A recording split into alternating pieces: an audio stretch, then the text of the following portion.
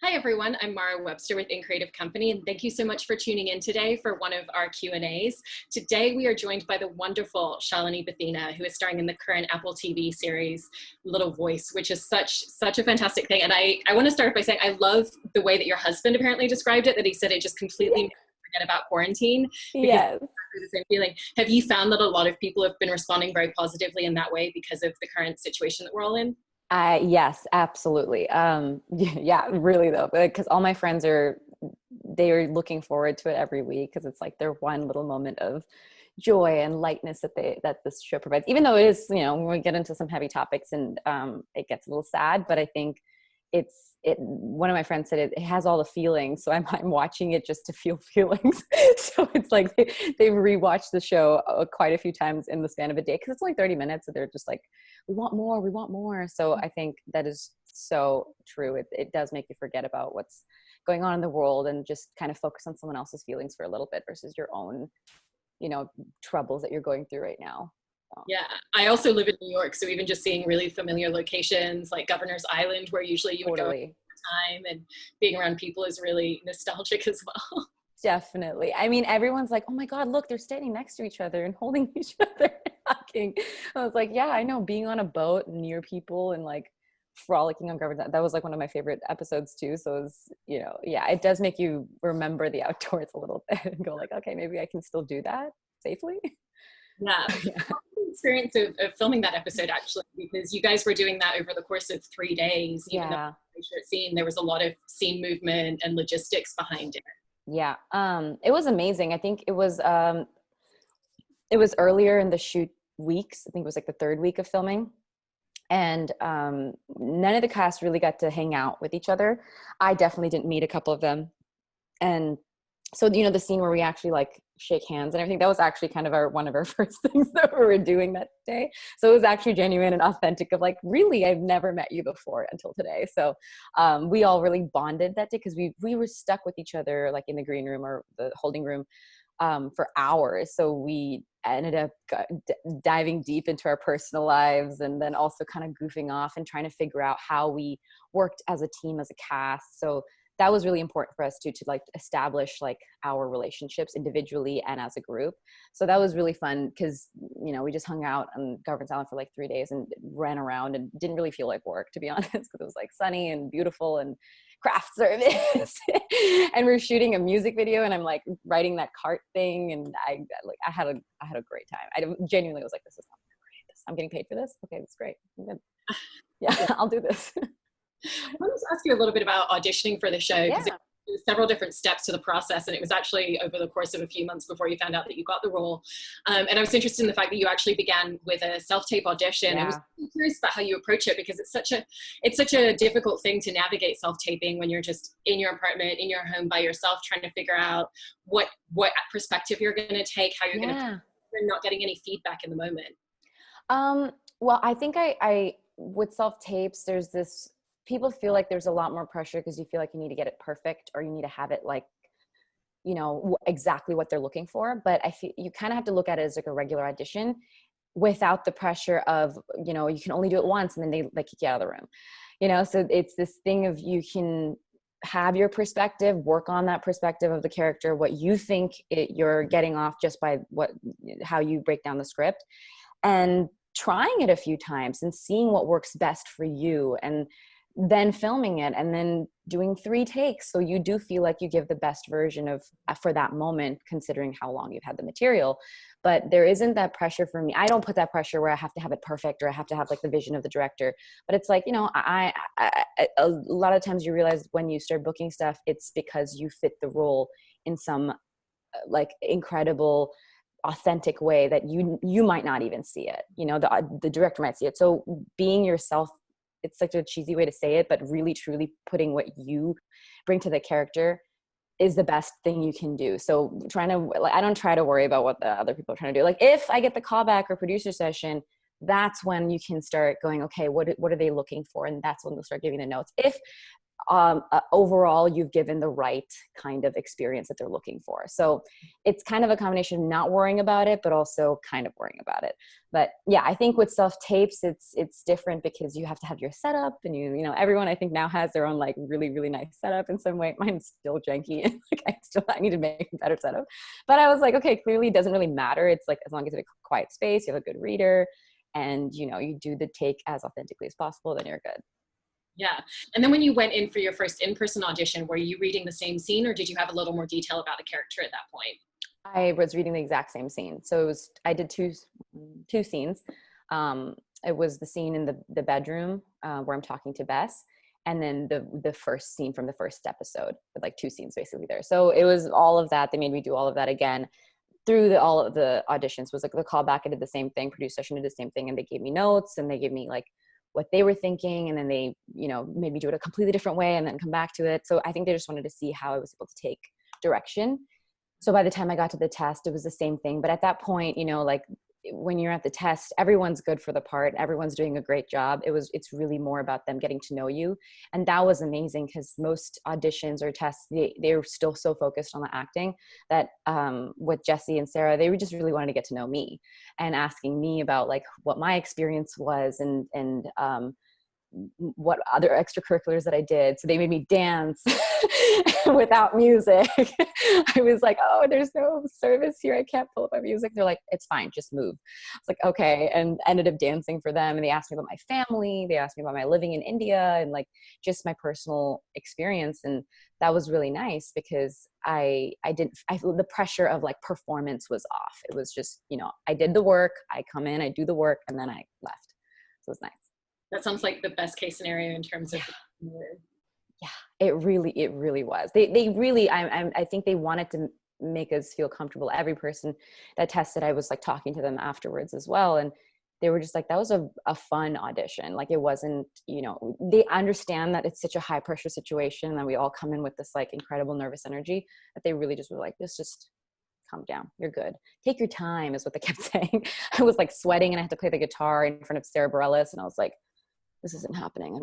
I can't do this.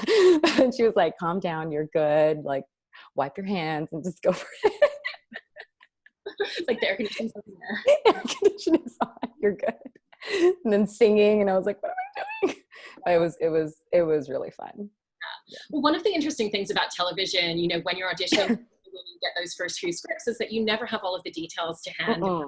Character and how everything's going to look and how everything's going to feel. And I know that you've been a huge fan of Sara Bareilles for several years throughout her career. So was there a value to that with you in terms of just understanding, you know, the voice that she has in terms of her music and how that was going to lend itself to the show, and really having a slight sense of what the show was going to feel like because of her music? You know, now that I'm thinking about it, yes, because genuinely I did know her music, and I and her lyrics, the way she wrote. I had listened to all of Waitress soundtrack at that point. My friends were huge Waitress fans, and I hadn't even heard of it until a year before, and then started listening to music. And just, you know, the way she told that story kind of informed this story as well. It's really about the human experience, about relationships, about going through troubled times. And so that kind of informed itself to not exactly the tone, but at least the vision. And I kind of knew where they were headed, but I think as a tonally, we weren't really sure what was going to happen. And I asked Jessie, and she was like, this is not even a good example, but it's like a mix with Once and Lady Bird is what she said. And that kind of informed me to see how, okay, it's cinematic, but not like a network TV show where it's not so formulaic. Everything is so beautiful, and like there was so much emphasis on the shots and the filmmaking process itself, not just the performance. But then with the performance, they really wanted real, authentic, raw performances versus like scripted. So it was very scripted. Obviously, we were really following the script, and there wasn't a lot of like, you know, improv necessarily. But and which is why I think like she didn't give the scripts early in advance, so that we rehearsed so much to the point where we come in like a little too clunky. So she really wanted to have authentic performances. So she wouldn't tell us certain things. Like Jessie wouldn't tell us certain things that were happening in the few episodes later, because she really wanted us to read it and have that like visceral reaction to it and bring that to set. So I think it's an interesting way of doing it. I was comfortable with that kind of style personally, because I understood, considering the material. If it was like monologues or something, then I would prefer to have the material earlier. But I think with considering how the scripts were written, it was totally fine to have this more impulse decisions and impulse acting, if you will. Yeah, so I think Jessie really knew what she wanted and made sure that we understood that vision very early on. Like, it took a second. I was like, how does she work? And we're all trying to work with each other and understanding how we do our process versus how she does her process. And by the second, third episode, we had it down. Yeah. Within that, was she giving you kind of the main crux of what was happening in terms of Preshow storyline? Because there's a lot of really big character moments for her. Kind of, and no. Like, she did give me the idea that I will be struggling with this for a while, but it was more, again, like as the episodes rolled in, I was discovering it, and within the week, and talking to her about it. Like, I would call her up and be like, okay, so where is this headed? But I think this is the part of being, I think, on a TV show, is really like, you have your decisions that you make and you break down the character and you break down the script, but you have to come in malleable and open to direction and open to changes and open to like blocking changes. You might have even like a picture of how you want to move through the scene, and that will completely change based off of just the filmmaking process and what the director wants. So I think for me, it was more about trying to figure out who Preshow was the writing really just helped with that. Like, I like a lot of the things that she says, or the way she says it, or the way she moves through situations I wouldn't normally do, like as Shalini. So it was super helpful to like go, okay, this is how she thinks and this is how she moves in the world, and to navigate that as the scripts came, and knowing I was on the right direction when I got a new script, like, okay, I was right. From that instinct, that was right. Versus going, oh crap, I think I need to go in a different direction now and try to change that. But I never felt like I was making the wrong decision when I got on set, because we were very well taken care of. Like, Jessie, if something wasn't feeling right, she would pull us right back in. Yeah, and you've also mentioned how she was really good at kind of pushing you to just find those deeper layers within a scene. Yeah. And find new moments as you were actually filming them and yeah. And I was curious about how she went about doing that and how she worked with you in those moments. She's kind of like mom on set, where she's like super warm and super kind, and then like out of nowhere will have these like sharp, witty things, or just being blunt about it. So you really knew that she came with good intention and that she would not let you go. Like, you didn't feel pandered, you were like, she's not going to tell me if I'm doing a bad job. She's going to tell me, like, if I not a bad job, but like, she's going to tell me if I'm not giving her what she wants. And I think I was afraid of that for a bit, where I was like, I love criticism, and I love, being pushed that way. So I was hoping that, like, if she's not pushing me, that means I'm going to have to figure this out on my own. But she even said, like, I wouldn't let you go if I didn't get the shot. I would not let you leave set if I didn't get the shot. And so I think the way she would do it, she was really sweet. She would come sit next to you and then like kind of talk to you about the character. And then we'd try to figure out what the scene was. But especially if I wasn't like hitting it or understanding what she wanted from the scene. And then, just talking about, it's a really directorial way of doing it, but it was very emotional. She wouldn't really she wasn't worried about like other parts of the set. She was really focused on your performance and your relationship with the character, and really thinking about story. And I think that was super helpful for me, because that's how I work, is thinking about story and character and relationship. And that's how the whole show is run. So she knew to make sure to communicate it that way. That's really, really wonderful. And then she directed the majority of the episodes, but there were a couple of other directors that came, I think about 3 or 4 of the episodes. So what was her process then of working with them to make sure that environment was still going to have that same setup to be able to get the performance from all of you? And I think that was the most challenging part for me, was working with different directors on every episode, because I felt like, okay, back to square one. Now I have to figure out how they work, and then I have to show them how I work. And so that was a little confusing for me, and I hadn't been in that setting ever, to be honest, because I think with like theater or other shows and like day players or week players, you're still working with one director, and it was kind of like an easy process that way. But I think being trained and like working through what I've done over the last 10 years was to be able to direct myself in those situations where I don't feel like I was getting that feedback. But everyone was unique in their own process, and was they were all like in some way similar, as in they wouldn't leave the set until they got the shot. So I'd never felt, again, I didn't feel like worried when I left the set. I was like, oh my God, I did not get that one scene, or I didn't feel good about that one scene, especially when it was focused on me, for example. But if it was like a scene where it was more about Brittany and I was there just as a support, I knew the focus would be on Brittany. So I'd have to do my job and coming prepared and getting on set and making sure everyone was comfortable and just staying out of the way, but then also, have a couple tricks up my sleeve, but then being able, again, being malleable and transformative for them. I think that was really important too. But they were all really, really great, like, experienced directors. They made it very comfortable. And again, like, we got very lucky to get really good people on set. But I think we were all very prepared to be on this show. So I think what we brought naturally to the characters, they trusted us. So it was a lot of trust that happened within the project itself, or the episodes itself. So that helped a lot. Yeah. And in terms of the way that you were just describing how for scenes with Brittany, who plays Bess, that you would kind of be there sometimes to really support her characters. Yeah. Would you say that was kind of a skill set that you learned from that other day player and guest star work that you've done in television? Because you've done it on a slew of TV shows, from like Raising Life in Pieces, and you're really having to step into a situation, very little information in those situations often, and just kind of feel out what the scene's going to be and what the other actors need to provide it to them. Yeah, it truly, really helped, because I kind of learned how small of a part you can be in such an enormous project, even as like a lead supporting character. You come in, you kind of want to be a wallflower, but then also be able to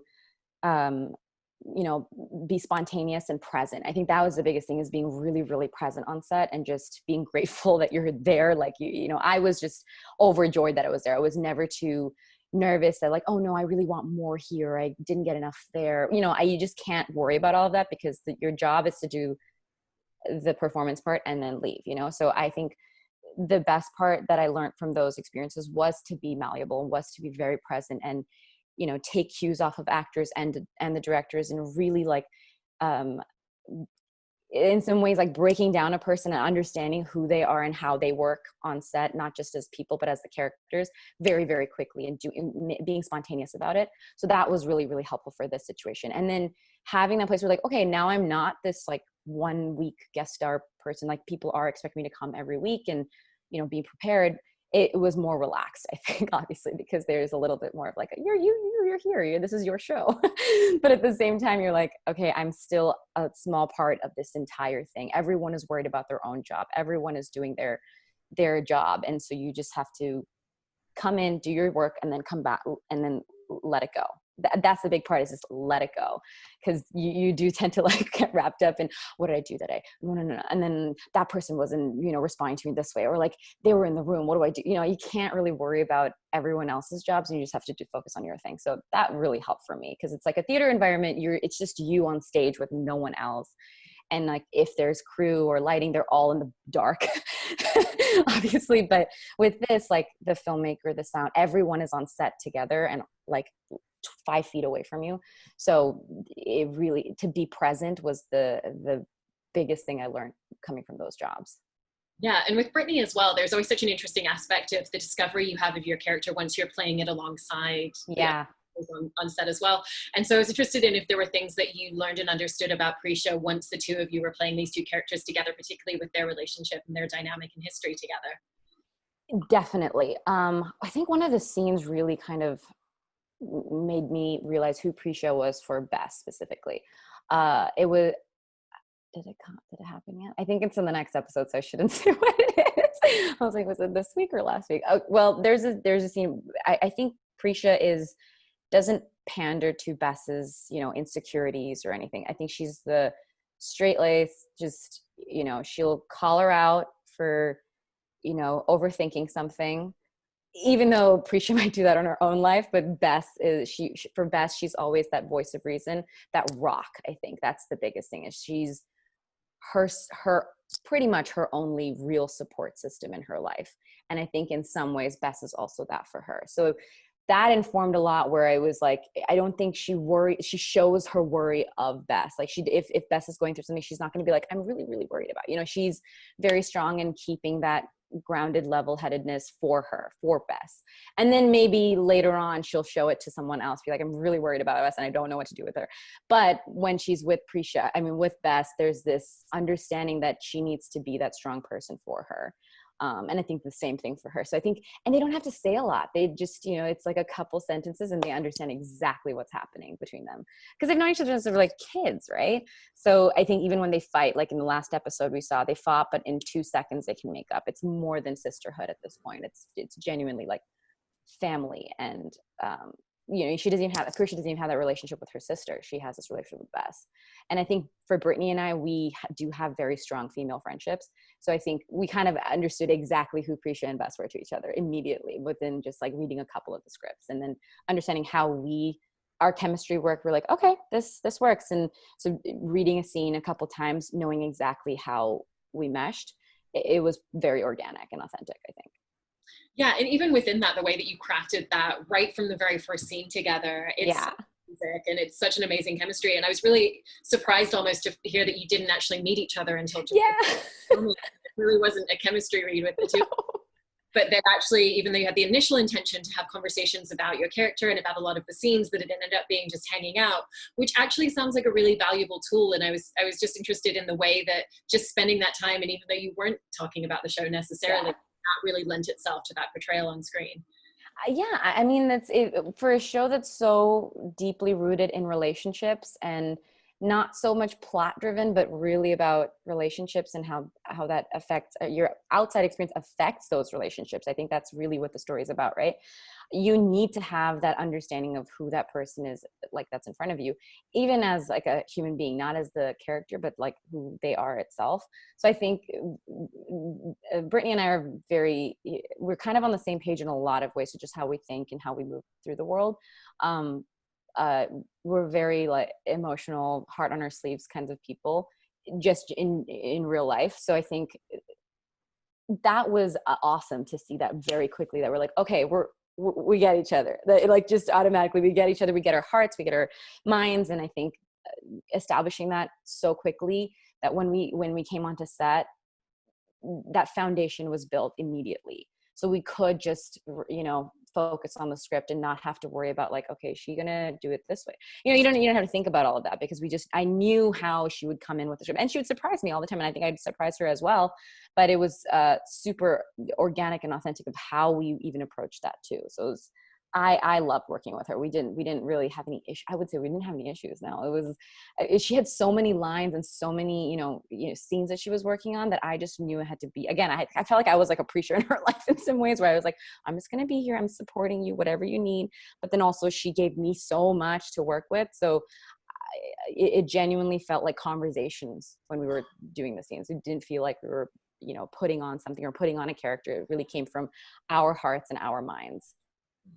Yeah, and kind of jumping back to the musical side, because you were mentioning earlier how you had to play guitar in front of but there's also something where you had to learn not just regular guitar to a advanced degree, but mariachi, which is a specific skill in of itself and a completely different style of music. And I was just interested in hearing a little bit more about that and your process in working with Nancy Sanchez, who is your guitar teacher throughout the time as well. Yeah, I played a little bit of guitar over the years since I was like 16, I think, and like kind of taught myself. So it's not really learning guitar. Personally, I have a teacher. I'm like really diving into it, but basic chords, strumming, picking, all of that. So I wasn't unfamiliar with the instrument at all. So by the time I actually started learning with Nancy, she was glad. She's like, okay, you have foundation. You don't have to like start from scratch. And then, so, but the strumming pattern itself, like the cumbia, was something I had never done. And it's counterintuitive for how, if you've played acoustic guitar, it's the kind of the opposite way of playing, like the actual click part of it. So that took me 2 weeks just to get that one part down. And even though we don't even use it that much, I learned every song from like start to finish. So it was a lot of rehearsals with Nancy, and she was so encouraging and made me feel like she was like, you're fine, you got this. So I actually, I was really nervous. I thought they were going to focus on like my fingers or make me record it that week. And I was like really scared, but then she totally calmed me down. She was like, you're on the right track, you're improving steadily. And I just practiced every day for like 3-4 hours and like did my job. I think that's, again, you've got to do your job and then come in and hopefully it works out. But it was so fun. I ended up loving mariachi music. I ended up listening to their entire album and more. And I'm still taking lessons with Nancy because I was like, this is still fun for me. And it's, guitar now has become something I do very like for my own personal thing, but I realized it could help if we get a second season, you know. But continuing those lessons was really important to me, and with Nancy specifically because she's amazing. She actually subs for Floor, the band that was on the Flor de Noche often. So she lives in LA, but she actually subs for them and does, like, she did a music video for her own song with them recently. So she's involved. So I was like, I need to stay connected with you because you're amazing too. So she's so good. I recommend checking her out. Sounds incredible. I can't wait to learn about her. Let me ask you a little bit about the writer's room as well, because I know that they did actually have an inclusive writer's room. They had South Asian writers. They had LGBTQ representation. And was that something that you knew from the very beginning when you were looking at the scripts and considering taking on the role? And then I was interested in the way that you feel like that really helped in terms of the way that Prisha is such a well-rounded, layered character that feels incredibly authentic and is connected with people. Yeah, definitely. When I was auditioning, I didn't know. No, I don't think I did know. But the way it was written, I was like, they have to have South Asian writers. There's some nuances and details that they put in that I was like, there's no way a non-South Asian person could have written this. And when I did book the part and I flew to New York, my first meeting with Jesse and Sarah, they mentioned that. They were like, we have South Asian people on board, so we know what that means and how accurate that. I think like there's something about New York as well, like New York writers and creators that understand how important that is. And especially Jesse and Sarah, who are coming from a film and theater background, they really understand that. I think they're not coming from like this big network or something, right? This is their first time doing a TV show as well. So they understood how authenticity, especially for a show like this, it is very important. So they made sure that was accurately portrayed in behind the scenes as well, which is, I think that's the point right now, right? Representation is, I've said this before, it's not normal, it's the exception. So giving those opportunities and making sure it's accurate behind the scenes is more important, I think, if not, right, than on screen itself. I think the more we write these characters, the more nuances, the more intersected identities, there's so much more we can do with this. This is one story. This is one story about a South Asian woman and how her identity or sexual identity is informed through her cultural experience. But I know people who want to have so many more stories that they want to tell that are more nuanced and not just like the familial relationship, but through multi-interracial relationships, or we can do so much more with this. And I think that's the whole point, is that we need to keep writing these stories and have writers who can tell these stories, because there's so many people out there who want to and should, and it's giving that opportunity from the top down, not just on screen and go, okay, let's call it a day. It's got to come from producers, directors, writers, and executives to put that into our mainstream world. Mm-hmm. Yeah, and then one character doesn't have to speak for everybody's experience. No, yeah, it can't. Like that's like a tall order, right? You can't.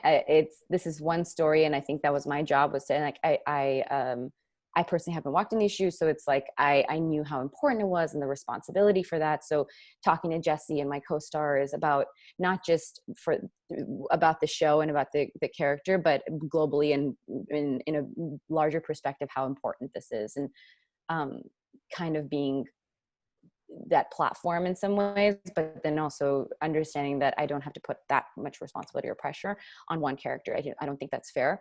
But I also think it's very important and I'm so beyond honored to be able to tell the story. Like, they did such a great, you said it, they did a great job creating this like three-dimensional, multi-layered, where it is culture specific, and it is, her family is informing her identity, but it's really about her. It's about Prisha's, how she moves in the world and how she walks through her life because of these experiences, and not those experiences leading the story.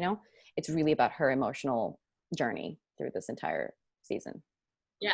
And on a different tangent, Mm-hmm. you know, kind of coming into acting, you've also produced a couple of shorts, and it's something that Mm-hmm. you've spoken about wanting to do a lot more of. And Yeah. you have such an amazing opportunity by being on shows like this to really learn firsthand from watching all the things that are going on. And I just wanted to know what some of the things were that you've pulled in from working on this show specifically that have been really valuable in terms of that for you. And for producing, that's like, especially for this show, I was, you know, you come in as an actor and you're just like kind of observing. I think for the second, if we do a second season, I'm going to try to like get involved a little bit more and like ask Jessie a little bit more direct questions about her process. But um, it's such a difficult job. Like the number of hats that Sarah and Jessie were wearing and how present they were every day and exhausted too. But you know, there were days where I was like, I really wanted to talk to them. It was after like a film, but they were in it. They were talking about the script for the next day, but then planning location things. And it was just, there's so much, it's such a large job to be a producer, but it looked amazing to have that much, in some way, control over this project, but then also being collaborative. I think that's the best part of being a producer, is learning how to collaborate with so many different personalities and different jobs. Like you're working with not just the crew, but the actors and executives, the writers. So much of it, they're in every room constantly, and I love that. Like I think that's the best part of it, is everyone is so talented. Everyone comes in with their own experience, and giving them the platform and voice to do that. I feel like that's what kind of a producer's job is. So seeing Jessie kind of tackle that with such grace and humility for the first time, like for her first big TV show, I think it was amazing to watch her do that, and very inspiring. And you know, I feel like it's like, okay, this could be my future one day, if you know, that's kind of what I want to do. But I think, yeah, I've done it once for a tiny project, and I had a ball. And especially if you're really passionate about the project and you really love the material, then yes, like that, it just informs how you move through the production. That's so wonderful. And I'm crossing my fingers so hard that that's picked up for a second I season. know, me too. Thank you for talking to us about. Oh, of course. Thank you so much for having me. I really appreciate it. I love this. I love how you guys, you know, do this. This is amazing. Like what you guys ask. We don't get this often as actors, so it's really, really great. Thank you.